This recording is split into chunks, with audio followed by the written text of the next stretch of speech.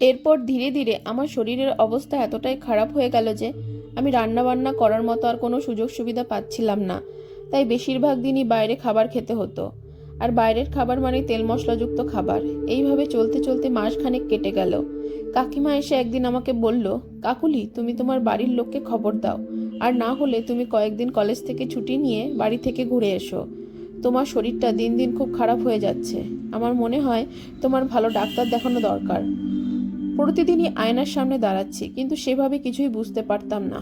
কাকিমা বলার পর আমি আয়নার সামনে গিয়ে দাঁড়ালাম। সত্যি আগের থেকে অনেকটা বেশি রোগা হয়েছি।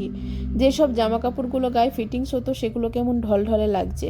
কলেজ যেতে ইচ্ছে করে না। কলেজে গেলেও কাজে এত ভুল হয় যে সকলের কাছে বকা শুনতে হয়।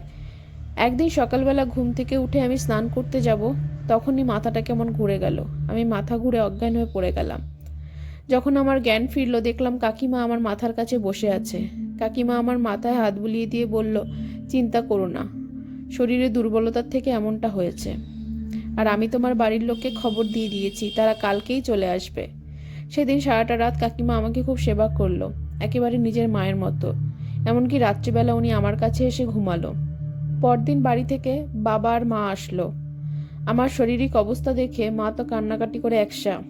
কাঁদতে কাঁদতে মা বলল, 1 মাস আগেও তোকে আমি ভালো দেখে গেছি, 1 মাসের মধ্যে কি হলো যে তুই এরকম হয়ে গেলি? আমি কিছুই বলতে পারছিলাম না, চুপচাপ বসেছিলাম।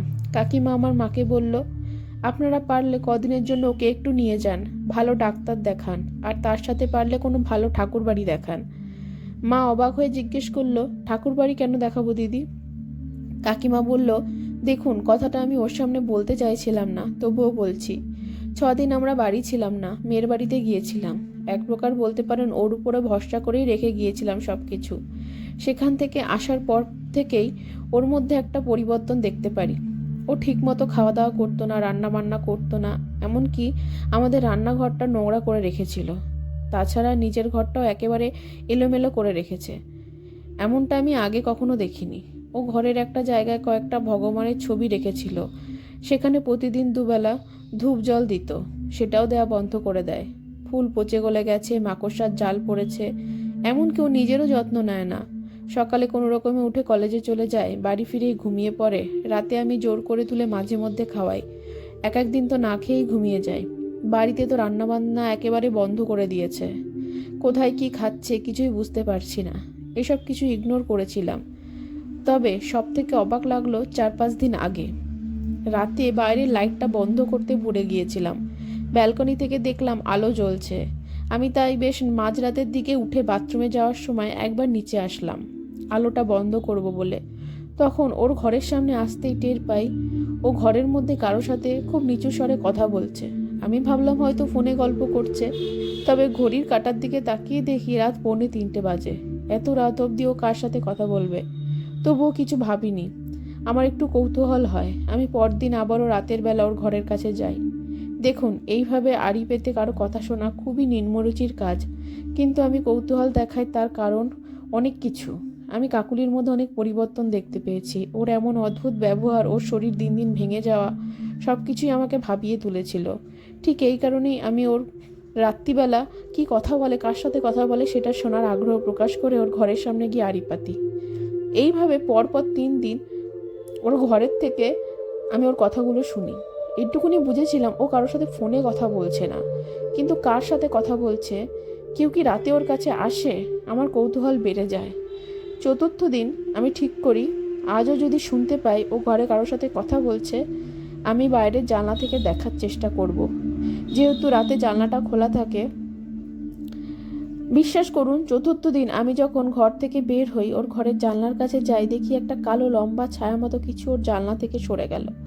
আমি এমনিতে খুব একটা ভয় পাই না, তবে ওই আকস্মিক ঘটনায় আমি খুব ভয় পেয়েছিলাম। আমি ঘরে এসে শুয়ে পড়েছিলাম। আমি পরদিন আমার স্বামীকে সবটা বলি। ভেবেছিলাম এই ব্যাপারে কাকুলিকে জিজ্ঞেস করব, কিন্তু তার আগে কাকুলি আমার মাথা ঘুরে পড়ে অজ্ঞান হয়ে যায়।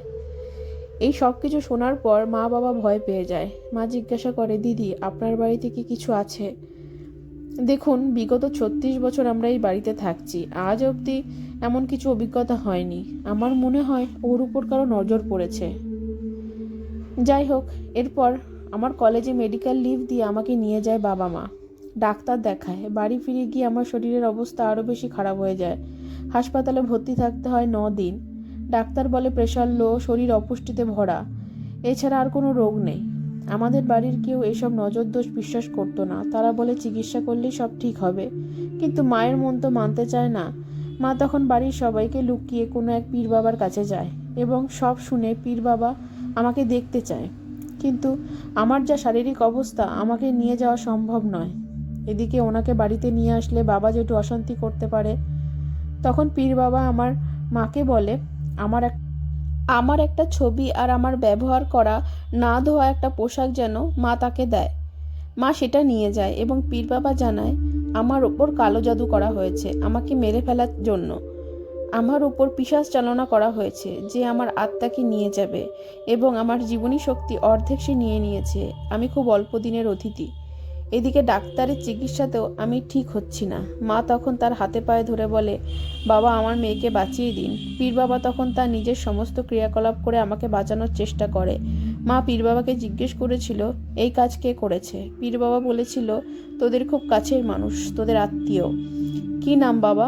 নাম বলা যাবে না, তবে আমি তোর মেয়ের উপর থেকে পিশাচকে ছাড়িয়ে দেব, কিন্তু এই পিশাচ প্রাণ না নিয়ে ফিরবে না। তোর মেয়েকে ছেড়ে দিলে সে তার কাছে যাবে যে ওকে চালনা করেছিল এবং তার বা তার পরিবারের ক্ষতি করিয়ে তবেই সে যাবে। মা বলল, আপনি আমার মেয়েকে বাঁচান। কিন্তু বাবা, এমন কাজ কেউ কেন করলো? আমরা তো কোনোদিন কারো ক্ষতি করিনি। আমার মেয়েও কারো সাথে পাশে থাকে না। পীর বাবা হেসে বলল, হিংসে থেকে করেছে। তোর মেয়ে অল্প বয়সে নিজের জীবনে উন্নতি করেছে, সেটা সহ্য করতে পারেনি। তাই তো তোর মেয়েকে মিষ্টির সাথে মরা পোড়ানোর তান্ত্রিক ক্রিয়া করা ছাই খাইয়ে দেওয়া হয়েছিল। যাই হোক, অনেক ক্রিয়াকলাপ করে আমার উপর থেকে কালো জাদুর প্রভাব সরানো হয়, কিন্তু পীর বাবা বলেছিল এটা পুরোপুরি সেরে যেতে 1 বছর সময় লাগবে।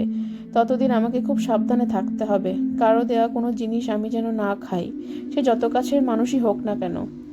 পীর বাবা মাকে বলেছিল, তুই ভালো কাজ করেছিস গোপনে আমার সাথে যোগাযোগ করে, কারণ সে যদি জানতে পারত তুই আমার কাছে এসেছিস তাহলে আরও বড় ক্ষতি করত। প্রায় 29 দিন সময় লাগে আমার সুস্থ হয়ে উঠতে। এরপর আমি আবারও কলেজে জয়েন করি। আমাকে সুস্থভাবে ফিরতে দেখে কাকু কাকিমাও খুব খুশি হয়েছিল। এরপর আমাকে কাকিমা একদিন জিজ্ঞাসা করে, আচ্ছা কাকুলি, তুমি যে অমন মধ্যরাতে কার সাথে কথা বলতে, কে ছিল, কেমন দেখতে তাকে, তোমার কিছু মনে আছে? আমি কাকিমাকে বলি, আমি যে আদেও কারোর সাথে কথা বলতাম সেটাই আমার মনে নেই। আমি তোমাকে আর কি বলবো বলো তো? যাই হোক, এরপর আর সেরকম কোনো সমস্যা আমার হয়নি।